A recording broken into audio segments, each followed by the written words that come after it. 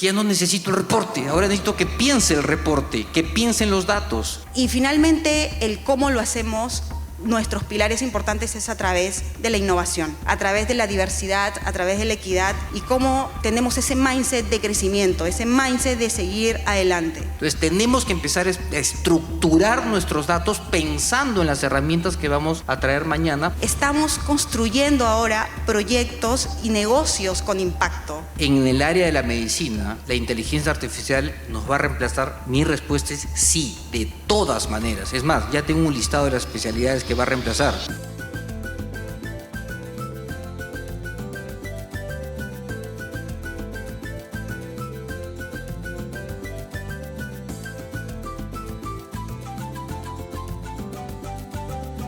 Voy a parafrasear a Adam Smith con algo. No esperamos de la carne, el pan y la cerveza de nuestra cena benevolencia de ninguno de los que nos la proveen. Consideramos su propio interés. No nos dirigimos a la humanidad en ellos, sino su propio deseo, y nunca les hablamos de nuestras propias necesidades, sino de sus propias ventajas. Hay una palabra que ha sonado mucho últimamente, boicot.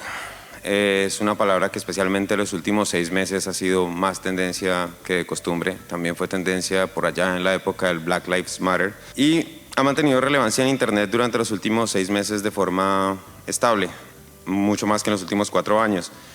Es claro, especialmente cuando utilizamos palabras como experiencia del consumidor, que nos interesa lo que opinan las personas del otro lado, que al final no hacemos datos para proveerle una mejor experiencia a las máquinas, hacemos datos para la experiencia individual de seres humanos. Ahora, esas controversias que generan movimientos como el Black Lives Matter, el Me Too, demuestran que a las organizaciones les interesa la opinión de los consumidores y también la opinión de sus potenciales colaboradores para capturar mercado, para capturar talento. Como personas, como individuos que estamos acá, más allá del título que cargamos, también tenemos una necesidad de sentir que el trabajo que hacemos, que las labores a las que asistimos todos los días tienen un impacto más allá de lo que desarrollamos como profesionales, más allá del estado de resultados. Ahora, eso produce cambios que van más allá de nuestro alcance individual. Cada vez que tomamos una decisión, especialmente en una posición donde nosotros lideramos la estrategia de data, la estrategia de la toma de decisiones, si nos remitimos un poco a lo que hablaba Sandro ayer. Y eso es una responsabilidad adicional que carga sobre nosotros y sobre la gente de nuestros equipos.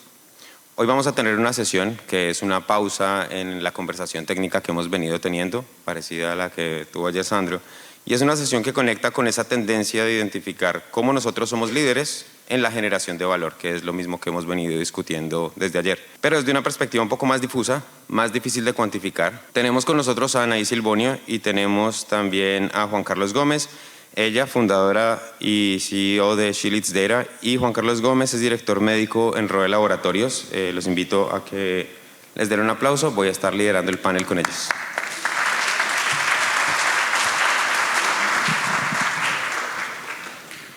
Bueno, bienvenidos. Vamos a estar charlando un poco de ese término de valor que normalmente lo consideramos desde la perspectiva de lo que decíamos ayer. No necesariamente la mejor medida de todas, no sabemos si lo es o no, solo es la más fácil de explicar porque lo podemos poner en unos estados financieros típicos, tradicionales y que ya los pusimos de acuerdo en cómo se miden. Pero a veces ni siquiera tenemos las unidades de medida para eso otro que es importante para nosotros como seres humanos, el valor social. Hablar de los datos como palanca de impacto social implica primero que entendamos qué es lo que queremos medir y bajo qué esquema lo queremos medir, cuál es ese framework al que nos vamos a pegar. Y como esto se trata precisamente de personas, primero voy a invitar a mis panelistas a que se presenten, pero no solo ellos desde cómo son como personas, sino el proyecto que lideran. Entonces, Anaí, la organización que representas es una cuya misión es, y leo, generar un impacto social a través de la formación integral y el desarrollo de habilidades digitales en carreras STEAM, y eso establece que lo principal para esa organización es el impacto social. Sin embargo, eso no se sostiene sin dinero, y también sucede que esta organización existe a partir de la necesidad de atraer mayor y mejor talento en las áreas de analytics para organizaciones que sí producen lucro. Ahora, ¿cómo describes ese balance entre los valores de Shillits Data que le dan fondo a tu organización y las necesidades de negocio que representa desde la perspectiva de lo que le provees a las empresas? Sí, gracias Javi por la pregunta, pero antes, como decías, quiero contar un poco qué hay detrás de Shillits Data, ¿no? Y en base un poco a ese nacimiento, digamos, hay mucha historia y mucha conexión con CDO Latam. Realmente, ¿cómo nace Shelis Data? Más o menos en el 2022. Y si contamos un poquito la historia, a veces detrás hay una historia personal también, ¿no? Entonces, para ese momento, yo venía pasando un momento familiar un poco complicado, una pérdida, pero ante esa situación complicada y difícil, vi la luz, por así decirlo, ¿no? En ese momento, la situación, digamos, dura y difícil, en torno un poco a esa pérdida, a mí me motivó muchísimo, digamos, poder lograr un cambio por la experiencia que en ese momento personas, digamos, contando un poco la historia de cómo mi padre había impactado en su vida a través de las oportunidades que le había brindado, a través de esa oportunidad de, sin tener experiencia laboral, poder darles un trabajo, lo que habían logrado detrás de eso, ¿no? Poder no solamente construir sus viviendas, construir sus casas, sino darles una carrera a sus hijos. Entonces, eso a mí me motivó demasiado, digamos, a que ese momento duro se transformara más bien en una motivación y en una energía para poder seguir con ese legado que él estaba haciendo. Entonces, eso a mí me marcó mucho y es como que sembró en mí esa energía.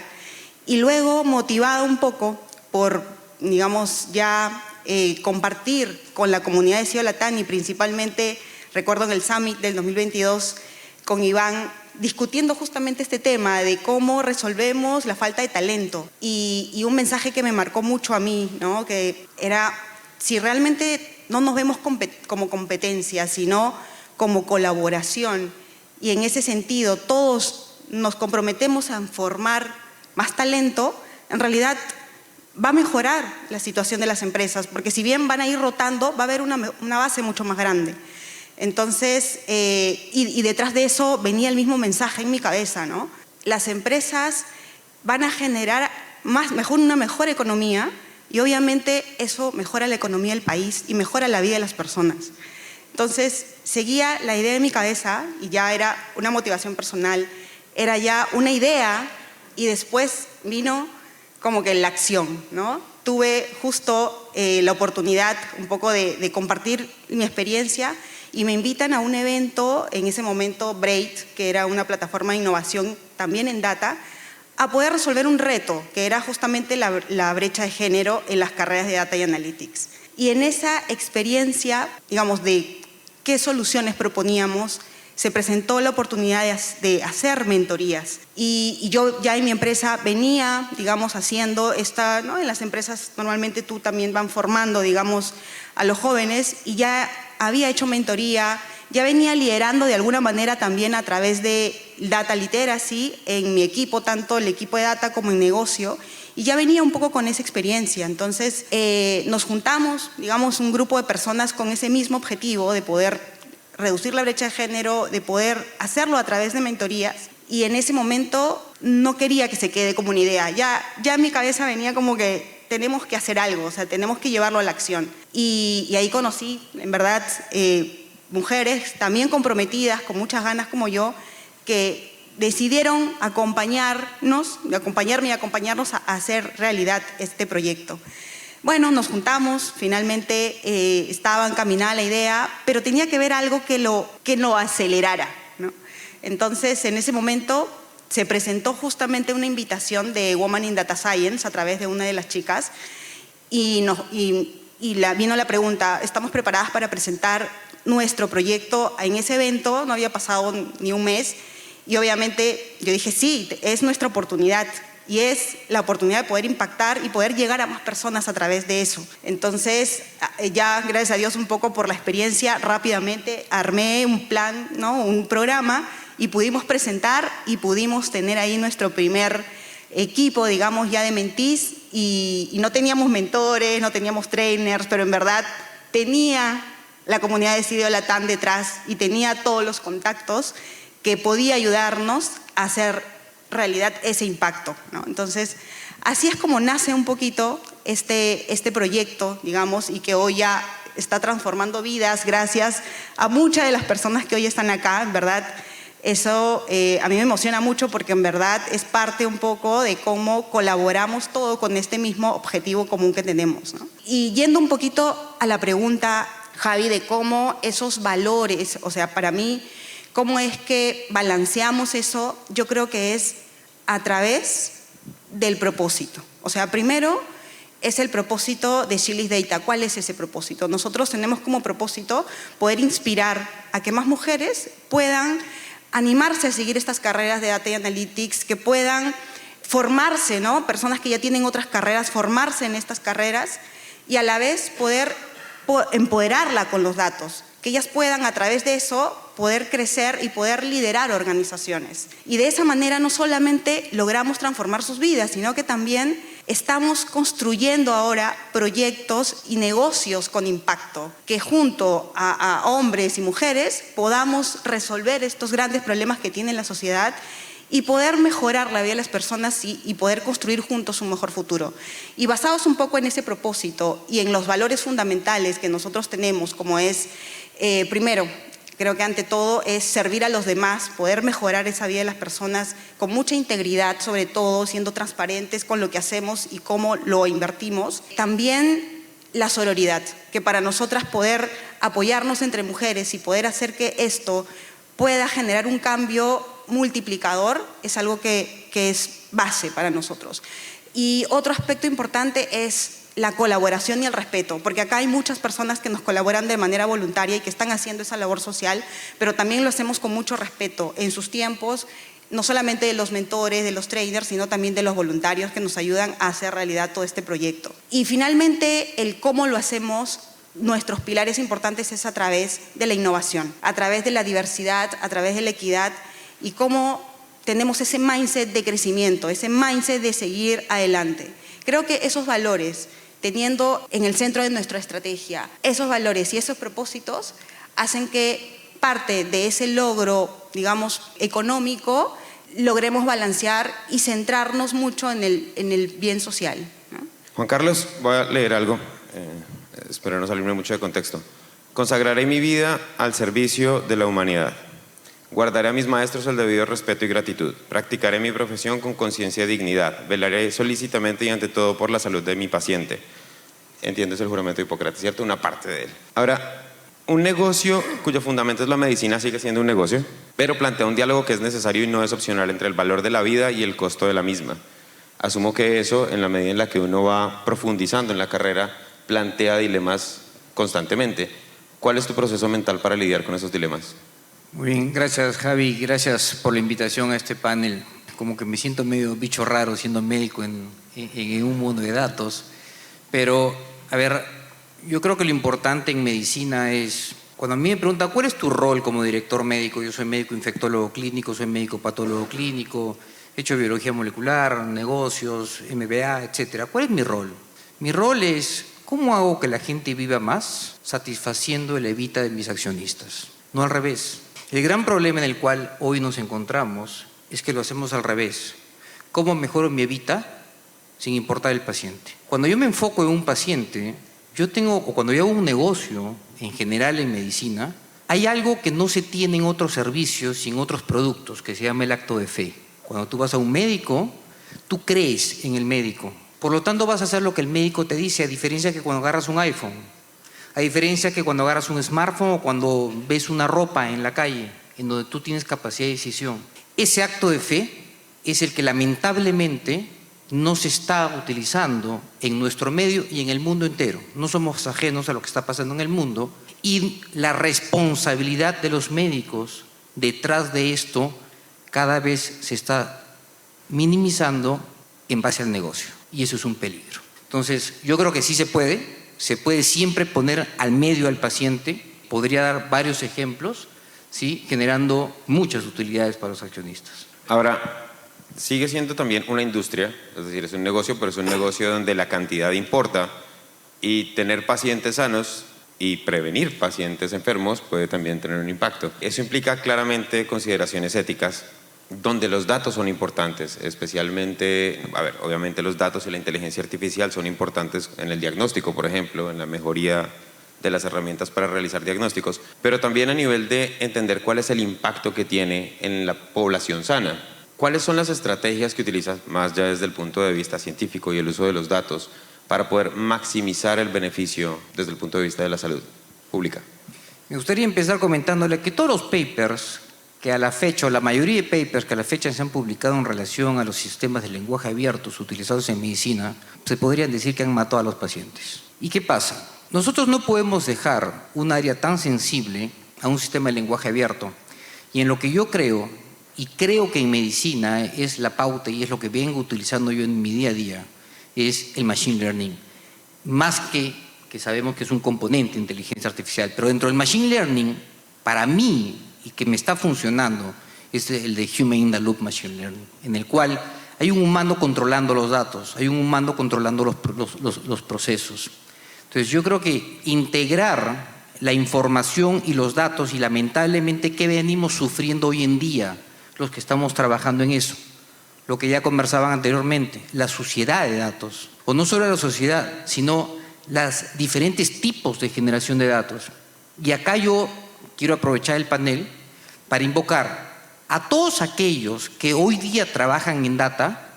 No piensen en el reporte del dato, no piensen en dónde voy a generar la información del dato. El dato genera información. Es cómo genero el dato para que mañana un sistema basado en machine learning pueda procesar ese dato. Es interesante cuando vemos cómo médico, sabiendo de Python, no tengo la menor idea de Python, pero le entiendo perfecto el Python a ChatGPT. Entonces, cada vez estamos democratizando más el uso de datos, pero creo que nos falta muchísimo más en el Perú, ¿sí?, en medicina, para que el día de mañana esos datos puedan ser utilizados en modelos de machine learning y estos modelos nos permitan con 100% de grado de certeza, sin posibilidad de error, salvarle la vida a un paciente. Democratización para conseguir un mayor espectro en el impacto de la data. Así es. Ok. Anaí, voy a pasarte un poco la pregunta también a ti, y es distinto medir, así como es distinto medir pacientes atendidos versus la salud pública, medir la cantidad de personas que se gradúan de un programa de desarrollo de habilidades como las mentorías. Es distinto de medir cuál es el impacto que tuviste en sus vidas en el mediano y en el largo plazo. Ahora, especialmente esto es cierto cuando lo que buscas no es un impacto de una sola generación, sino que estas personas se conviertan en multiplicadores de ese mismo beneficio. ¿La medición de ese impacto social es parte del diseño del modelo de Schlittstera o eso es algo que se va construyendo a medida que desarrollas la visión del negocio?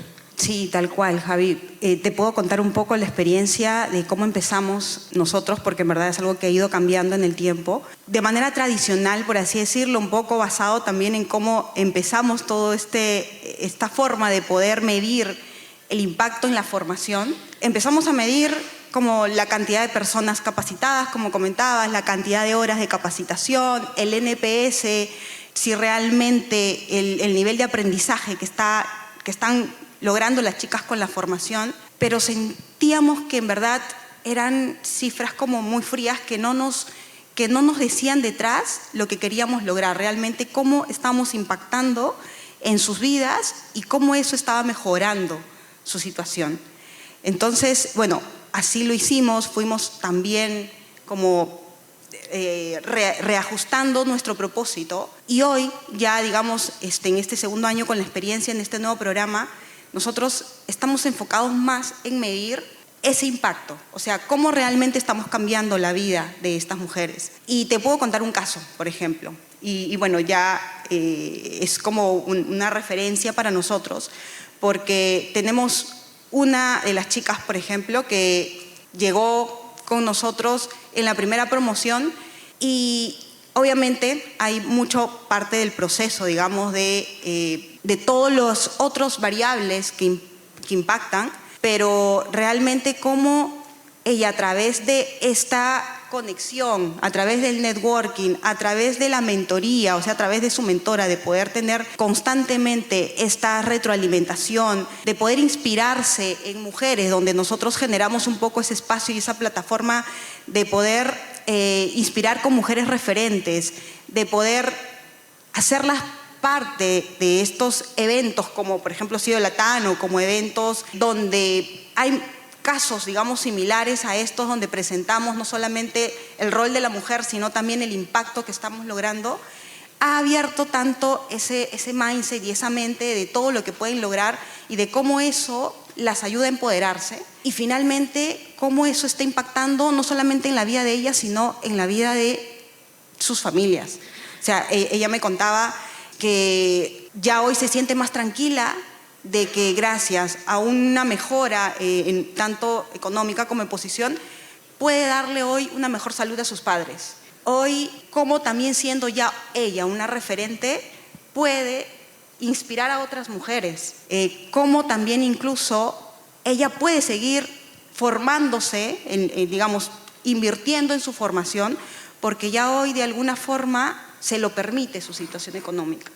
Entonces, ese impacto, o sea, y ese valor es como una unidad de medida en la cual tú transformas un poco ese número frío de horas de NPS realmente en poder traducirlo de manera monetaria en ese cambio, ¿no? Y medir el impacto es medir el cambio, medir cómo ha cambiado la situación de la persona. Entonces, yo creo que en ese sentido, para mí, en verdad, el sistema de medición es clave, pero tiene que estar muy enfocado también, nuevamente, al propósito que estás logrando. No solamente de lo que yo quiero lograr con mi programa, que es formar y dar las mentorías, sino detrás de eso, qué es lo que quiero lograr para la persona. ¿Te apoyas de herramientas o mejor, de fuentes de datos externas a las que generan ustedes mismos para poder evaluar eso en el mediano y largo plazo? Ahora, Shillets Data lleva relativamente poco tiempo, así que evaluar impactos a largo plazo sigue siendo complicado, pero ¿cuál es tu plan para eso? Nosotros, justamente investigando un poco de cómo poder medir, hay un framework que te mide un poco cuál es el retorno de la inversión del impacto social. Y este framework lo que te dice es cuánto de esa unidad invertida está generando esa inversión, ¿no? Entonces, digamos, nosotros por $1 invertido estamos multiplicando eso en base a lo que un poco te he comentado por 4, por ejemplo. Entonces, eso es lo que nosotros podemos transmitir de manera transparente, el logro de los resultados con el esfuerzo que están haciendo, no solamente las personas que hoy participan colaborando como voluntarios, los mentores, sino también los sponsors que hoy apuestan por nosotros en poder, digamos, subvencionar parte de los programas, parte de horas que implica, ¿no?, todo el proceso detrás de logística. Entonces, creo que es muy importante tener estas herramientas, estos frameworks que te ayuden un poco a ir modelando tus métricas, tus mediciones, y a la vez poder ir logrando un impacto mucho más directo y a la vez poder comunicarlo de una manera más transparente. Juan, me voy a quedar contigo un par de preguntas. La primera es, hablabas del Human in the Loop, que me lleva a pensar es, no puedes delegarle a la inteligencia artificial la responsabilidad sobre tus decisiones. Puedes confiarle parte de la agrupación de los datos para que tú tomes la decisión, puedes confiarle la tarea de procesarlos, puedes confiarle incluso la tarea de generar una recomendación, pero la decisión sigue siendo de un humano, especialmente si estamos hablando de un impacto como la salud, la calidad de vida de alguien. En la mayoría de las decisiones que tomamos los que estamos en otros segmentos de mercado donde la decisión no es tan crítica, nos enfrentamos, no sé, a negar un crédito o reducir el monto que le conferimos en crédito a alguien, decisiones un poco más corporativas, y eso hace que prioricemos más los estados de resultados. Ustedes tienen, voy a decirlo mal, pero tienen un set de medidas que son paralelas a la unidad de medida financiera en el laboratorio, por ejemplo. Mira, en medicina, cuando uno implementa una herramienta en general, una técnica, hace un par de meses hubo un congreso muy grande en Chicago hablando sobre laboratorio clínico, y el gran tema es la inteligencia artificial en medicina y en laboratorio clínico. Y hay 3 pilares fundamentales que voy a tratar de contestar tu pregunta. La primera es que con estas herramientas resuelve un problema, no una enfermedad. La segunda es utiliza técnicas validadas. Y tercero es valida las técnicas. ¿Y cómo es que validamos? Hace un momento hablaban sobre la experimentación.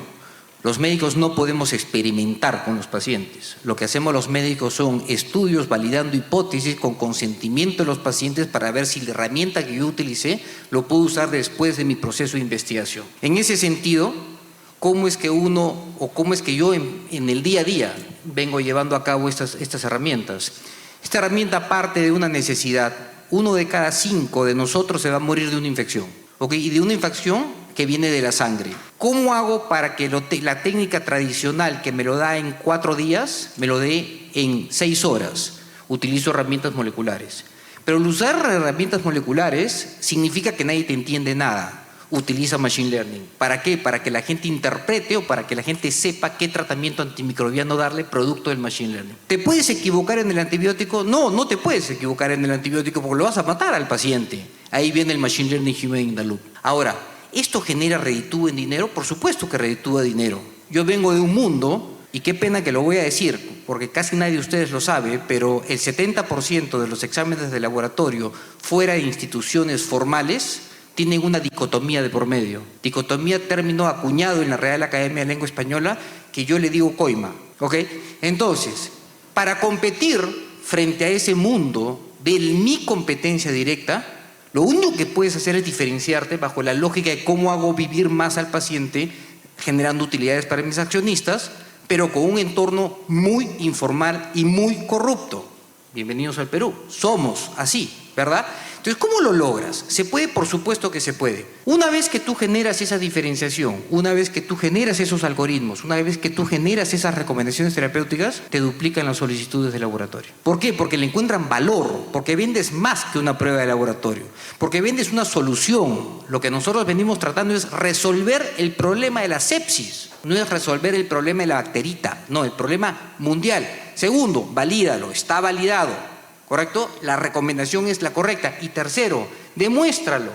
Acabo de terminar un estudio con 199 médicos de diferentes especialidades y aunque ustedes no lo crean, solo el 47% sabe qué antibiótico correcto darle al paciente. Entonces, es una realidad en la cual cumple estas 3 fases. Resuelve un problema grande en salud. Segundo, usa técnicas validadas, las venimos usando. Y tercero, valida las técnicas con investigación científica. Suena como algo que podemos utilizar también en las organizaciones actuales. Si nos enfocamos en resolver un problema, no en implementar una tecnología para reducir costos por reducir costos o para incrementar revenue por incrementar revenue, lo más probable es que terminemos asociándonos con los valores del usuario al que estamos queriendo servir. Y eso maximiza el revenue a su vez. Ani, para ti eso mismo, ¿cómo lo usas? ¿Cómo le haces para pensar en cuál es la necesidad que estás resolviendo desde la perspectiva del usuario con data? Mira, nosotros recientemente hemos implementado parte del programa, un módulo de emprendimientos sociales, donde buscamos justamente resolver estos problemas, digamos, y muy enfocados en estos objetivos de desarrollo sostenible. Cómo con data podemos impactar y podemos ser mucho más efectivos en poder encontrar esas, por ejemplo, si queremos reducir el tema de la pobreza, cómo podemos encontrar las zonas más vulnerables donde podemos generar un mayor impacto. En términos, por ejemplo, de la educación, ¿no? Donde nosotros trabajamos, cómo podemos encontrar realmente que eso que nosotros hoy estamos brindando sea lo que realmente las personas necesiten, las chicas necesiten. Puede ser un poco basado en nuestra experiencia, pero realmente hoy el mercado, las diferentes industrias y los sectores, realmente estamos logrando dar lo que necesita. Nosotros, siendo parte, digamos, un poco de la academia, si bien es mucho más amplio, estamos logrando satisfacer de esa manera cómo nos apoyamos ahí con data. Y yo creo que parte de eso también implica ver no solamente lo que nuestro negocio nos genera, sino también, en este caso, el tema de salud. Muy bien hablaba Juan Carlos, ¿no? El tema de cómo nosotros, a través de los datos, podemos encontrar parte de lo que implica hoy resolver parte del problema de salud mental. ¿Cuántas mujeres hoy, y nosotros en general, que estamos en este sector, en este mundo, digamos, corporativo, donde hay mucho impacto del estrés laboral, cómo abordar este tipo de problemas? Mucho de eso nos hemos apoyado en data. ¿Qué tipo de problemáticas hoy son más críticas y cómo a través de estas iniciativas poder buscar una solución y poder impactar? Pero justamente ahí se trata de hacer este análisis, ¿no? Usar data externa que te permite identificar. Otra de las iniciativas, por ejemplo, que tenemos es cómo solventar el problema de la violencia de género, el tema de la violencia doméstica, el tema de la violencia infantil. ¿Cómo abordarlo? ¿En dónde? ¿En qué zonas hay más riesgo, ¿no? Entonces, data pública como data de INEI, data de NAO, que hoy es tan valiosa, nos ayuda mucho a poder identificar estos focos y estos centros, o zonas donde hay trata de mujeres, por ejemplo, ¿no? Haciendo, digamos, temas de geolocalización.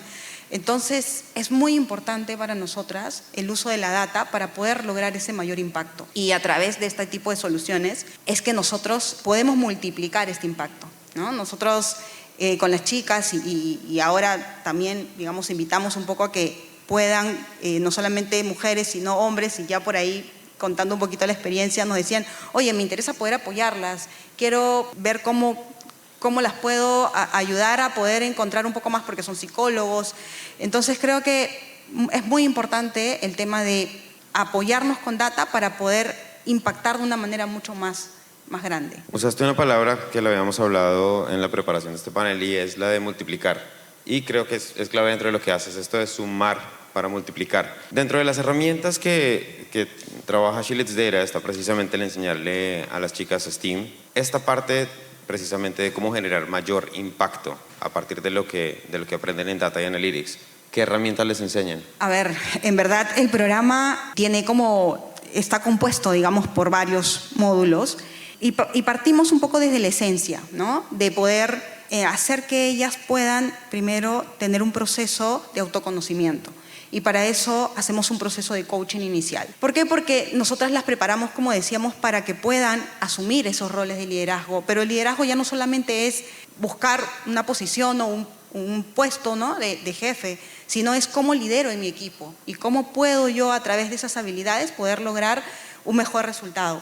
Entonces, nos enfocamos en eso para iniciar. Luego, nuestros programas de mentoría, que son como bandera, donde realmente con el mentor y el acompañamiento pueden ellas hacer una hoja de ruta de crecimiento profesional, donde pueden abordar los desafíos que hoy están teniendo dentro de sus compañías, dentro de los roles que tienen de Data y Analytics, y cómo, basado en la experiencia que tiene el mentor, pueden enriquecer y acelerar ese proceso de crecimiento. Luego, a través de qué herramientas ya más técnicas y especializadas, temas, por ejemplo, de Data Engineer. Recientemente tuvimos laboratorios donde también parte del equipo nos habilitaron ambientes en Azure para poder hacer que las chicas puedan practicar todo el proceso de cómo es el ciclo, digamos, de integración, las ETLs, poder diseñar arquitecturas de referencia, pero llevada a la práctica, ¿no? Y es mucho eso de lo que en cada una de estos cursos, digamos, de formación técnica,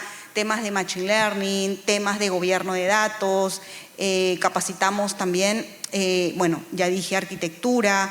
Toda esta formación complementaria para poder nivelar un poco ese nivel de conocimiento entre los diferentes perfiles y poder así de que en estos equipos multidisciplinarios, en las compañías, ellas puedan entender realmente cuando hablan, digamos, si es una Data Engineer, qué es modelo de Machine Learning, cuáles son las métricas de medición. Realmente tú te das cuenta que, y son chicas que de repente están empezando, e inclusive otras chicas que están con mayor experiencia senior, que no necesariamente logran tener esa experiencia hasta que llegan a nosotros. Entonces, poder transmitirles eso, y ahora, no solamente con esa formación, sino ya poder darles esa visión de poder crear los productos digitales con data, y ahí les enseñamos técnicas de innovación, prototipado ágil, les enseñamos a poder diseñar y resolver sobre todo el problema, cómo abordo el problema y cómo a través de ellos puedo diseñar estos productos de impacto social. En verdad ha sido, digamos, esta ha sido la primera experiencia, pero ha logrado ese efecto multiplicador, de que las chicas se inspiren mucho en el impacto que ellas ya pueden lograr a través de la formación que le estamos dando. No solamente en ellas como formación, sino ellas hacia la sociedad. Creo que es una formación integral, o sea, de hecho no somos, digamos, una academia, ¿no? Más es el impacto social que queremos lograr a través de ellas, y creo que toda esta serie de herramientas, en verdad, es algo que potencia no solamente su capacidad profesional, sino también su personalidad y su capacidad humana de poder seguir impactando en la vida de las personas. Juan, hablemos un poquitico de inteligencia artificial generativa. Ahorita la mencionaste por un lado, pero volviendo al tema del acto de fe, hay pacientes cansados de la salud tradicional, y esto por lo menos lo hablo en Colombia. Es común cada vez más que decidan utilizar la inteligencia artificial como su terapia. Es decir, estamos hablando de terapia física o de terapia psicológica, que en lugar de preguntarle a un humano qué deben hacer, deciden confiar en la inteligencia artificial para preguntarle. ¿Qué tan madura ves la inteligencia artificial para responder esas preguntas? Especialmente la generativa estamos hablando. ¿Y cuál es nuestra responsabilidad como usuarios en esta ocasión al utilizarla? Es una muy buena pregunta. Yo creo que hoy la sociedad no está lista para esto y la tecnología tampoco, es un peligro. Hacerle caso es exponerte a un riesgo inmenso. Solo para que tengan una idea, cuando yo tengo un paciente al frente y le quiero indicar un antibiótico, en mi cerebro hay 17 tetracuatrigintillones permutaciones posibles. Imagínense. Yo siempre he dicho, los médicos no somos médicos, somos matemáticos. Lo que pasa es que todavía no nos han contado. El punto es que esas 17 tetracuatrigintillones permutaciones posibles es imposible que todos los seres humanos los podamos tener, salvo aquellos altamente perfeccionados y especializados en ciertos rubros de la medicina. ¿Okay? Basado en eso, actualmente, y te respondo con esta tu pregunta, nosotros venimos realizando recomendaciones terapéuticas simulando esas 17 tetracuatrigintillones permutaciones con Machine Learning Human in the Loop, para que cuando el computador no sepa al 100% algo, ¿sí?, intervenga un humano. Actualmente estamos solo en el 5%. Esto es una compañía americana, ¿ok?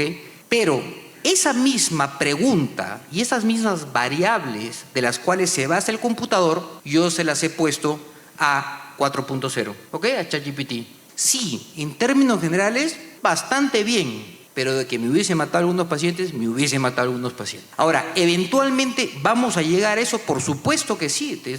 Dentro del laboratorio tengo un montón de proyectos de cómo utilizar la inteligencia artificial generativa, ¿sí?, para el uso cotidiano de los pacientes. Pero cuidado, no lo podemos hacer hasta que no tengamos 100% de confianza y validez en la herramienta que vamos a utilizar para no generar un desmedro en los pacientes, porque es muy peligroso.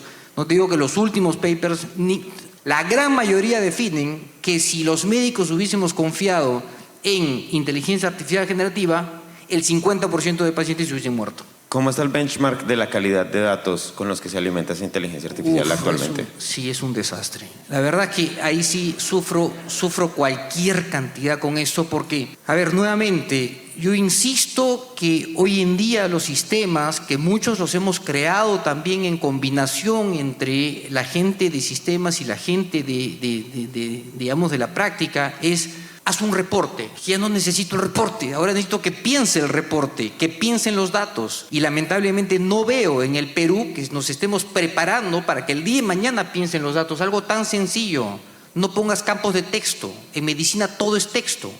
¿Cómo defino la historia clínica de un paciente? Paciente, varón, bla, bla, bla, bla, bla. No, ya no podemos hacer eso porque después eso no va a poder ser interpretado por los algoritmos. Entonces tenemos que empezar a estructurar nuestros datos pensando en las herramientas que vamos a traer mañana para que puedan ser validadas y no terminen matando a un paciente. Para terminar la ronda de preguntas mías, la inteligencia artificial, ¿cómo la estás utilizando tú? No solo la generativa, sino la combinación de computer vision, machine learning, generativa. Como te comentaba un poco, hoy lo estamos volcando a estos proyectos de impacto social, a estos emprendimientos que las chicas hoy están y que han nacido un poco de justamente poder estudiar, poder con la data, poder ver cuáles son esos problemas críticos, usando, por ejemplo, el tema de la IA generativa para poder trabajar en estos modelos de salud mental y poder tener estas herramientas que sean como un apoyo emocional para que las mujeres que hoy, por ejemplo, están sufriendo violencia doméstica o violencia de género o acoso, pueda hacer ese acompañamiento donde les permita identificar que están siendo víctimas de acoso o que están siendo víctimas de violencia, que a veces las mujeres no somos conscientes, ¿no?, dependiendo un poco también de dónde estén y de sus realidades, y de que puedan tener, a veces también hay sesgos, ¿no?, de vergüenza, de no querer contar lo que están viviendo, pero que en esta herramienta de IA generativa puedan encontrar esa amiga, como la han llamado las chicas, que sea esa confidente donde puedan confiarle estas problemáticas y pueda permitirle generar alertas para que ellas identifiquen que efectivamente están pasando por esa violencia, que pueda generar alertas y poder llegar esta información a psicólogos sociales, a la DEMUNA si es que es necesario, a ayuda legal, y poder generar este reporte para que ellas mismas puedan ver su evolución y poder entregarle esto a los especialistas. Entonces, este tipo de soluciones basadas en IA, y hoy te digo este ejemplo, pero igual para bullying, por ejemplo, para el colegio. Hay otro equipo de chicas que también está trabajando en esta herramienta para reducir el tema de la violencia en los niños, sobre todo bullying o también violencia familiar, y poder de esta manera ayudar la labor que tiene que hacer el Estado, porque a veces no alcanza, digamos, la capacidad humana, y estas herramientas realmente van a potenciar ese alcance, no solamente incluso los colegios nacionales, sino también ir a los colegios particulares para poder ayudar a poder solucionar esos problemas, ¿no? Vale, hay muchas más preguntas que yo quisiera hacer, pero prefiero agradecerle al espacio Decidió Latam porque pudimos abrir una conversación diferente sobre un tipo de medidas diferentes, un impacto que tenemos todas las organizaciones, pero que constantemente no está en el estado de resultados. Así que hay que buscar alternativas sobre cómo medirlo, donde los datos son críticos y son clave. Pero entonces sí, como estamos apenas con el tiempo, prefiero cederle la palabra para preguntar a gente del público. Tengo una reflexión bien chiquitita y una pregunta, ¿no? La reflexión es, los dos decían en cierta manera que los datos son fríos. Yo cuestiono mucho esa frase porque dentro de un dato siempre hay un contexto y siempre hay una historia. Y eso hace que el dato se vuelva caliente, justo. Lo decía justo lo ponía en otro contexto, el contexto futbolístico, donde todo tiro tiene que ver, que es una estadística, tiene que ver con toda una creación de una jugada que tiene que ver con un contexto. Y pensaba con respecto a ese recojo de información, y ahí les agradezco la pasión con que han comentado el tema. Hablaba Juan Carlos del método científico, ¿no? Y es algo que en la empresa, en el corporativo, como que se salta mucho de una vez. Vamos a sacar el dato. Y ahí también lo conecto con lo tuyo, Anita, es cuán viable y cuán necesario realmente es en esta formación de nuevos científicos de datos, científicos de decisiones o lo que fuera, realmente enseñarles la rigurosidad del método científico, a pesar que quizás atente contra el tiempo que tome ejecutar nuestras soluciones. Muchísimas gracias. Un pequeño comentario. Yo creo que los profesionales tenemos que saber en qué momento utilizo la herramienta basada en inteligencia artificial para combinarla con el resto de mis herramientas. Un ejemplo sencillo. Genero mi base de datos. Cuidado con los datos que generas. Segundo, lo paso a un Stata. Tercero, lo pongo en ChatGPT. Le digo a GPT qué comando tengo que usar en Stata. Lo valido en Stata. Regreso a mi base de datos. Entonces, empiezo a jugar con todas las herramientas que tengo, porque de lo contrario, créame, yo lo he puesto más de una vez a GPT con datos reales, el prompt perfecto, me respondía perfecto con datos incorrectos. Entonces tenemos que tener todavía mucho cuidado, y la validación, lamentablemente no conozco otro mejor que el método científico para validar una hipótesis todavía. Vamos a ver si en algún momento AI nos los dice. Tengo una pregunta para Juan Carlos, acompañada de una introducción. Hace varios años escuché una entrevista de Elon Musk donde le preguntaban, a raíz de todo su esfuerzo en lograr vehículos con conducción autónoma, le decían, oye, pero ¿qué le dirías a todas las personas que creo que te hacen pushback, diciendo, ¿cómo vas a dejar que un vehículo, algo que tiene la capacidad de matar a otras personas si se equivoca, pueda conducirse de manera autónoma? Y me encantó la respuesta. Dijo, dentro de, no sé si serán 8, 10 o 20 años, nuestros hijos o nuestros nietos no podrán imaginarse cómo éramos tan imprudentes de dejar que una persona condujera un vehículo. En este caso, en una realidad en la que el 47% de los médicos se equivoca en el diagnóstico del antibiótico que tiene que prescribir en función de los resultados clínicos, ¿no estamos cometiendo nosotros ahora en imprudencia al poner nuestras vidas en las manos de personas con esa tasa de error? Bueno, de hecho, gracias a Dios ese dato se replica en todos los países del mundo, ¿eh? No solo es de Perú. Pero te lo respondo así. Claramente, en el área de la medicina, la inteligencia artificial nos va a reemplazar. Mi respuesta es sí, de todas maneras. Es más, ya tengo un listado de las especialidades que va a reemplazar para decirle a mis hijos que no la sigan, ¿ok? Sin embargo, lo que me queda claro es a quienes no nos va a reemplazar a la que utilicemos inteligencia artificial. Entonces, creo que hoy en día está demostrándose en imágenes, en patología, en láminas, en diagnósticos, está demostrando que es superior a la mente humana. Pero nuevamente, ¿quién va a gobernar? ¿Quién va a validar? ¿Quién va a definir cómo es que tiene que actuar la inteligencia artificial? Tiene que haber un médico detrás. Quisiera hacer un comentario adicional con respecto a la colaboración entre inteligencia artificial e inteligencia orgánica, la nuestra, y es cuando por primera vez DeepMind derrotó a Garry Kasparov, la noticia se quedó ahí, pero nunca hablaron de los experimentos sucesivos sobre cómo inteligencia artificial colaborando con ajedrecistas logró matches, encuentros mucho más interesantes y mucho más complejos con el paso del tiempo. Y lo mismo sucede en el mundo gaming al día de hoy, o en las ocasiones en las que se le pidió a los gamers utilizar inteligencia artificial para crear nuevas formas de doblar proteínas para producir fármacos nuevos. Es la colaboración entre la inteligencia artificial y los humanos lo que de verdad debería estar habilitando ese futuro donde el margen de error es menor al que tenemos hoy. ¿Alguien más tiene preguntas? Una por allá al fondo y con esa nos vamos al almuerzo. Buenas tardes, Juan Carlos. Tengo un gran aprecio al sector salud. He trabajado algunos años por ahí y me parece buenísimo la ponencia que has dado. Ese trabajo que hay que hacer desde motivar y utilizar los datos para tomar mejores decisiones. Ahora, en el sector salud creo que hay dos problemas bastante grandes. Uno que es común a todos los sectores, que es calidad de datos, tener los especialistas en datos necesarios para este trabajo y demás. Y el otro tiene que ver un poco más con la gestión humana, es decir, con los médicos y las autoridades que están a cargo de la gobernanza de los hospitales, clínicas o incluso de la generación de políticas de salud. En este segundo campo es donde voy a centrar mi pregunta, porque cuando a un médico, por ejemplo, un cirujano que termina de operar a su paciente y que le da los antibióticos, como tú mencionabas, no necesariamente es una persona especializada en esto y tiene que venir un segundo médico para poder explicarle y decirle, este es el medicamento correcto, que viene a ser un infectólogo. Entonces comienza el tema de escalado y desescalado. Cuando no se dan las indicaciones correctas, pues esto lleva a que el paciente pueda complicarse y por lo tanto altera todo el proceso regular de la curación, de la recuperación del paciente.